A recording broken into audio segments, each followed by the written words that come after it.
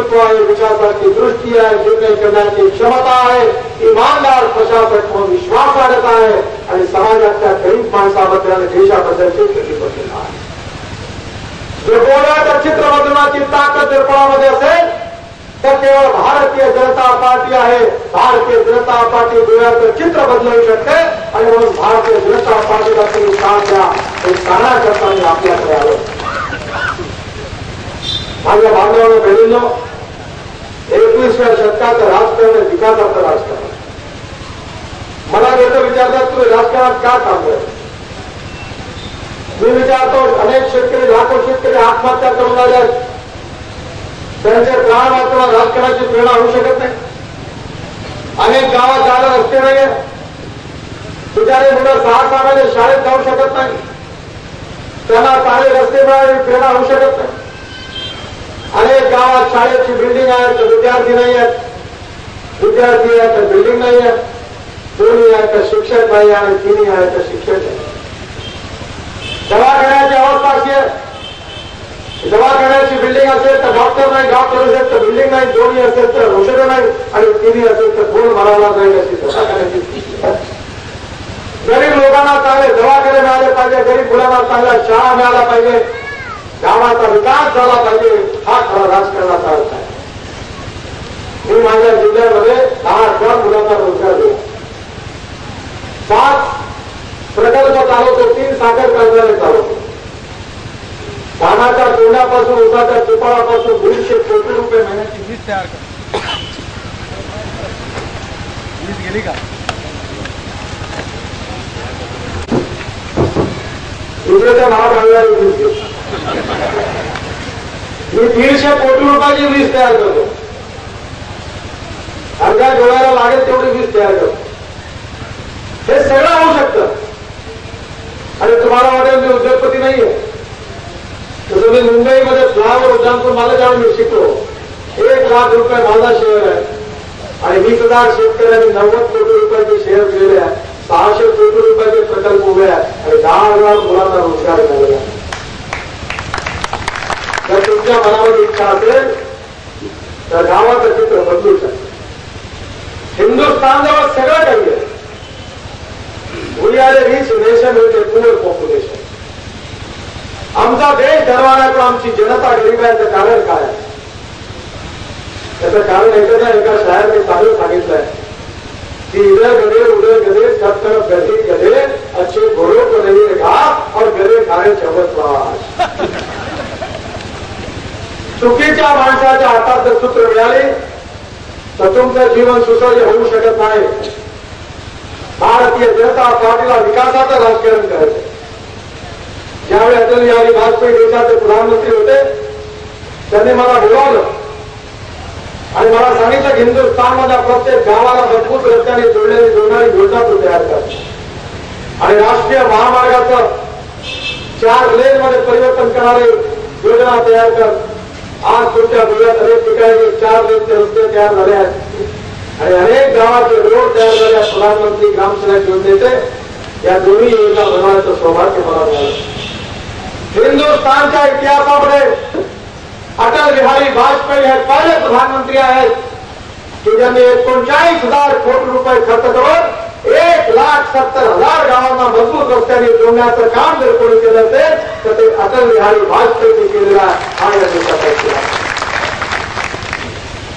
बांगलादेश गावातली गरिबी, भूकमरी, बेरोजगारी दूर होते, पण जोपर्यंत काँग्रेस आहे तोपर्यंत भ्रष्टाचार आहे, जोपर्यंत काँग्रेस आहे तोपर्यंत महागाई आहे आणि जोपर्यंत काँग्रेस आहे तोपर्यंत परिवारवादाचं राजकारण चालणार आहे. पण तुम्ही परिवर्तन करू शकता. तुम्ही गोव्याचं भविष्य बदलवू शकता. गोव्यातल्या गोरगरीब जनतेला विकासाची नवीन दिशा देऊ शकता. माय बाप सरकार तुम्ही परिवर्तन करण्याची ताकद तुमच्यामध्ये आहे.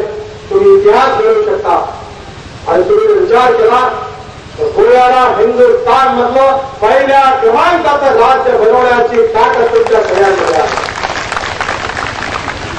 आणि हे चित्र बदलायचं असेल तर तुम्ही निवडणुकीच्या दिवशी सकाळी उठा, आंघोळ करा, मतदान केंद्रावर जा, आणि कमळाच्या फुलाची बटन दावा असा करत लागेल की दिगंबर कामत पणजीमध्ये आणि सोनिया गांधी दिल्लीमध्ये आपल्या खुर्चीहून 3 इंच वरती उडल्याशिवाय राहणार नाही ताकद त्यांची आहे. तुम्ही गोव्यात परिवर्तन करू शकता. गोव्यात विकास करणारं इमानदार चांगलं मनोहर पर्रिकरांच्या नेतृत्वाखाली एक चांगलं सरकार आणून तुम्ही गोव्याचं भविष्य बदलू शकता. त्यांनी आवेनवरच्या खाडीमध्ये गैरव्यवहार केला आणि करोड रुपयाचा भ्रष्टाचार केला.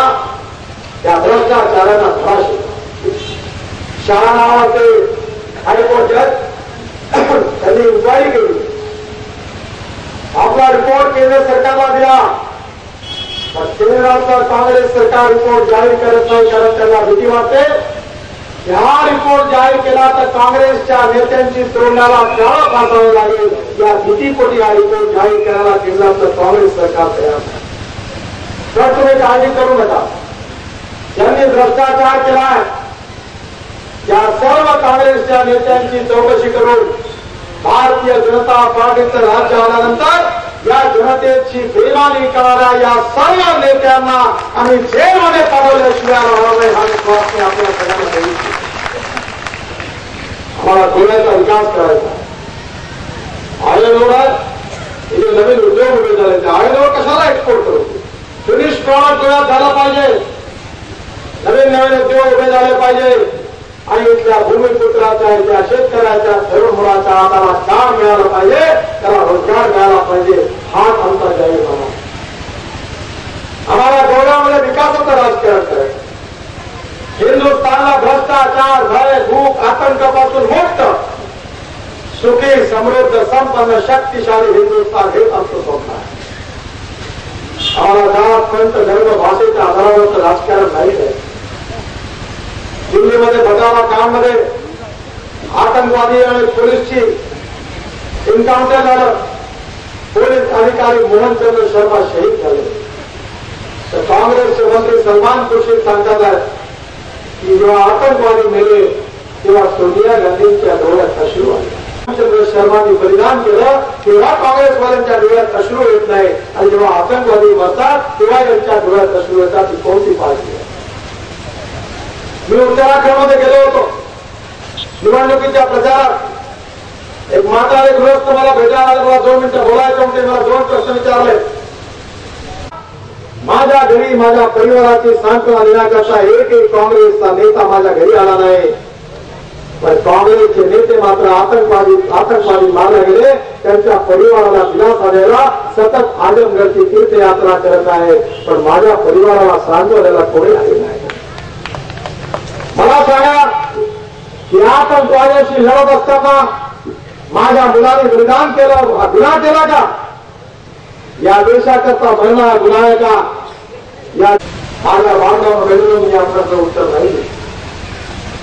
दिल्लीला आपल्या पार्लमेंटवर हल्ला करणारे मास्टर माइंड अफजल गुरु ज्याला सुप्रीम कोर्टाने फाशी शिक्षा दिली आज 6 वर्ष झाले, परंतु अजूनपर्यंत त्याला फाशी शिक्षा दिल्या गेली नाही.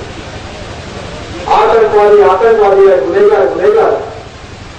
आतंकवाद्याला कुठलाही रंग नसतो, जात पंथ धर्म भाषा नसते. क्रिमिनल टेररिस्ट आपला कायदा नाही.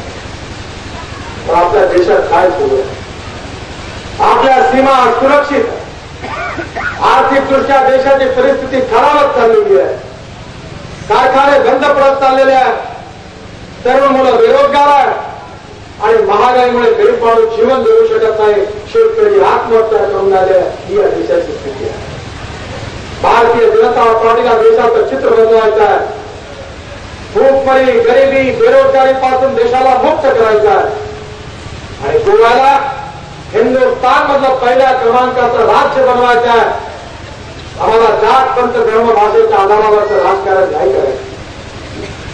अटल बिहारी वाजपेयी भारतीय जनता पार्टी मुसलमानांच्या विरोधात असतील तर या देशातील श्रेष्ठ वैज्ञानिक डॉक्टर अब्दुल कलाम साहेबांना अटल बिहारी वाजपेयी आणि भारतीय जनता पार्टीने हिंदुस्थानचं राष्ट्रपती कसं केलं?